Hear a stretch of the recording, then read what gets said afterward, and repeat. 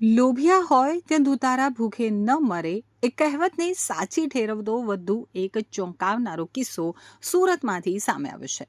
Udhna Bamroli road ઉપર embroidery machine ટ્રેડિંગના નામે કરોડો રૂપિયાની નાણાકીય ઠગાઈ ચલાવતું રેકેટ સુરત સાયબર ક્રાઇમે ઝડપી પાડ્યું છે.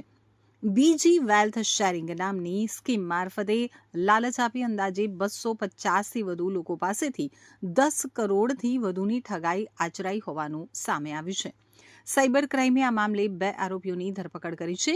આરોપીઓ પાસેથી રોકડ રકમ, નોટ ગણવાનું મશીન, મોબાઈલ ફોન સહિત કુલ 3.93 લાખનો મુદ્દામાલ કબજે કરવામાં આવ્યો છે. પોલીસ તપાસ મુજબ ઉધના બમરોલી રોડ ઉપર આવેલા ભાટિયા કોમ્પ્લેક્સમાં નીરજસિંહ રાજપૂત અને તેના સાગરીત અજયસિંહ રાજપૂતે ભાડે ઓફિસ રાખી હતી. લોકોની શંકા ન જાય તે માટે ઓફિસની બહાર અંશ એન્ટરપ્રાઇઝ એમ્બ્રોઇડરી મશીન ટ્રેડિંગનું બોર્ડ લગાવવામાં આવ્યું હતું. જોકે અંદરથી બીજી વેલ્થ શેરિંગ નામે રોકાણની સ્કીમ ચલાવવામાં આવતી હતી. આરોપીઓ લોકો પાસેથી $300થી $1,000 સુધીનું રોકાણ કરાવી દરરોજ 1.3% નફો આપવાનો દાવો કરતા હતા. રોકાણકારોને ટૂંકા સમયમાં રૂપિયા ડબલ થવાની લાલચ અપાતી હતી. સોશિયલ મીડિયા મારફતે લોકોને સ્કીમમાં જોડવામાં આવતા હતા. તો સાયબર ક્રાઇમે 9મી તારીખે ઓફિસ ઉપર દરોડો પાડ્યો ત્યારે સ્થળ ઉપરથી 2 આરોપીઓ સાથે 4 રોકાણકારો પણ મળી આવ્યા હતા. તપાસમાં બહાર આવ્યું કે આરોપી નીરજસિંહ રોકાણકારો પાસેથી રોકડા રૂપિયા ઉઘરાવી સુરતના સુપારસ શેઠિયાને પહોંચાડતો હતો. તેના બદલામાં સુપારસ આરોપીના ડિજિટલ વોલેટમાં USDT નામની ક્રિપ્ટોકરન્સી ટ્રાન્સફર કરતો હતો.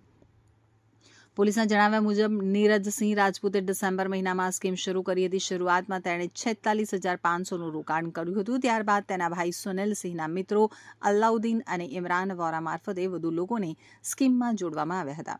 બાદમાં ચેઇન સિસ્ટમ બનાવી નવા રોકાણકારો લાવવામાં આવ્યા હતા. હાલ સુધીમાં અંદાજે 40 જેટલા ભોગ બનનાર રોકાણકારો સુરત પોલીસ સમક્ષ આવ્યા છે, જ્યારે કુલ 250થી વધુ લોકો સાથે ઠગાઈ થઈ હોવાની આશંકા વ્યક્ત કરવામાં આવી રહી છે. મોટાભાગના રોકાણકારો સુરત શહેરના હોવાનું સામે આવ્યું છે.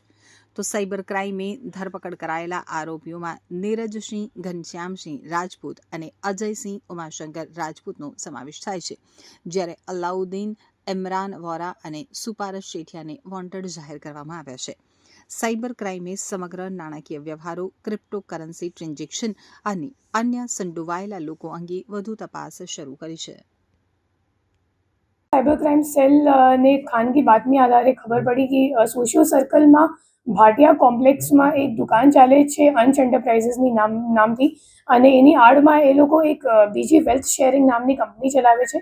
અને આ કંપનીમાં એ લોકો DSG એક્સચેન્જ, જે ઇન્ડિયામાં RBI દ્વારા ઓથોરાઇઝડ કે સેબી દ્વારા ઓથોરાઇઝ નથી, એવી એક સ્ટોક એક્સચેન્જ કે ક્રિપ્ટો એક્સચેન્જ નામની એક એ લોકો ખોટી લિંક બનાવીને જે ઇન્વેસ્ટર્સ છે એમની પાસેથી રોકાણ કરાવે છે.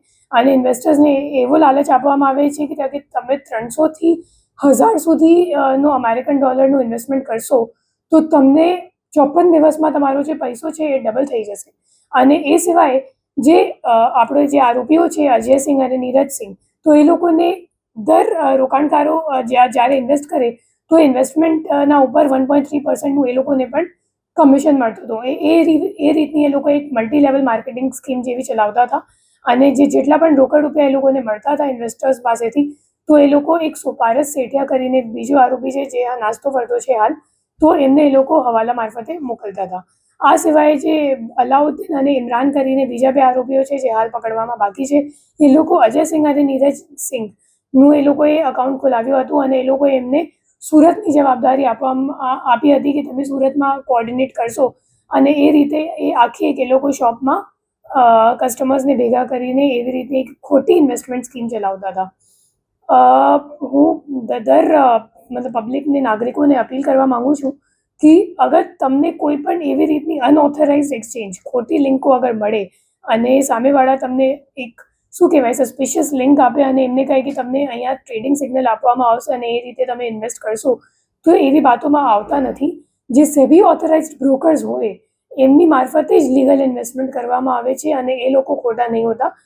બીજા જે આવી લિંક એ લોકો મોકલે છે અને સંદિગ્ધ લાગે છે, તો એ બધા મોટાભાગે છેતરપિંડીના હોય છે. અને આગળ જઈને તમે કદાચ 2-3 મહિના સુધી એ લોકો રિટર્ન આપશે અને પછી રિટર્ન આપવાનું બંધ કરી નાખશે અને તમારો આખો પૈસો લઈને પછી બહાર નાસી જશે અને તમને ત્યારે ખબર પડશે કે તમારી સાથે છેતરપિંડી થઈ ચૂકી છે. જે અત્યાર સુધી આ લિંકમાં ખોટા કેટલા ભોગ બની જાય? જ્યારે રેડ કરી ત્યારે 25 કસ્ટમર્સ ત્યાં હાજર હતા. એ સિવાય મુદ્દામાલમાં કેશ કાઉન્ટિંગ મશીન પણ મળી હતી અને 3,71,000 રૂપિયા પણ ત્યાં શોપમાં અમે લોકોએ કબજે કર્યું છે.